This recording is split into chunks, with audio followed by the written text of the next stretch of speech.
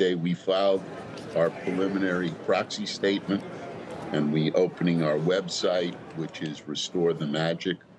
And we did all that, Jim, because we love Disney. You know, we love Disney, and it saddens me that the board didn't welcome me, because our goal is just to work with them, to help them, and to help them make the company better, which frankly we have a history of doing. You know, what was interesting, Jim, is last week we went, 7 of us from Trian, went to Disney World in Orlando. And it was fascinating because we went not the way board, directors, family, friends go. We didn't have any special passes. We didn't have any tour guides. We didn't have any leg breakers, pardon me. Didn't have any line breakers. Didn't have any leg breakers either. And everybody was nice. I mean, Magic Kingdom and the Hollywood studios were terrific. The people were wonderful. All the employees were smiling, and that's probably in large part because they didn't own any Disney stock. That's the problem here, Jim. This company is just not being run properly. The board oversight is awful. It really is. The park, as I said, certain rides were great, but you can see it's getting a bit long in the tooth. They need more capital invested. They need more capital invested now because the competition is getting keener. You've got Comcast opening 500 acres right down the road in 2 years with a brand new park. They're also opening parks in Chicago, opening a park in Texas, pardon me, not Chicago, Las Vegas. And this is where all the value today in the stock price resides. But Nelson, I understand from the background to the solicitation, you had as many as 20 meaningful interactions with the board. Why is that not enough? Come on, Jim, you know as well as I. When you're on the board, you have a vote. People need to listen to you. Management need to hear your position.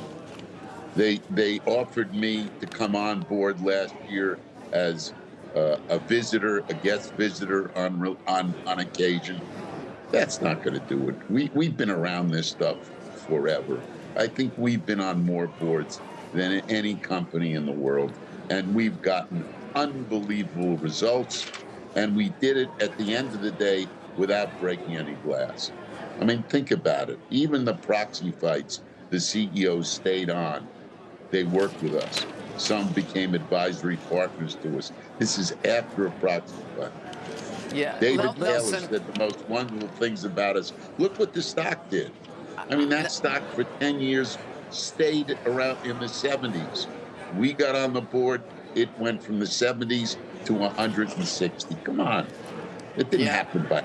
Hey, Nelson, it's David. I mean, listen, I feel like it's deja vu because we had this conversation with you a little over a year ago when you were trying to get on the board, and then you decided not to. And they're saying the same thing they said then, too, which is they question the relevant experience that you have in terms of the entertainment media business and why you would add anything. They, of course, say that they have an incredibly well-stocked board of people who are fully capable of holding the management team accountable.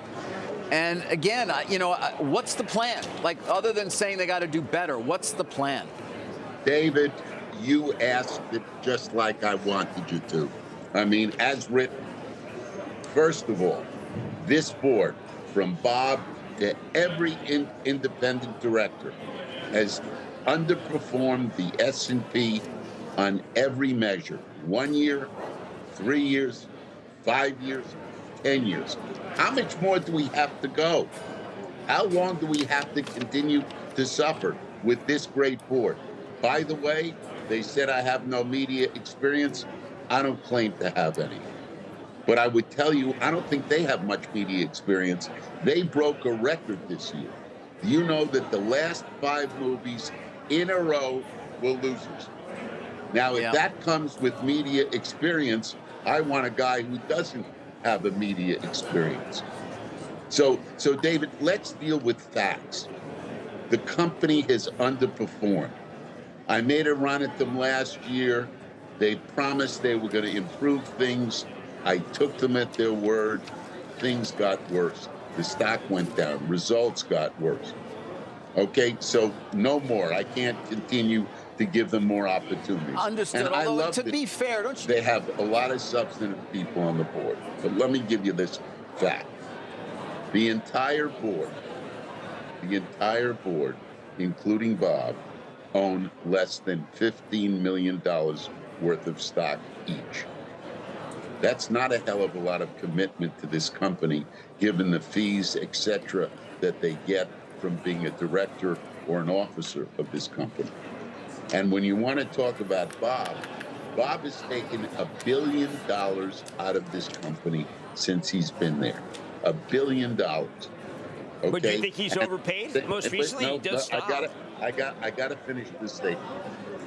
Last year, he got paid $31.5 million. Okay, earnings were down.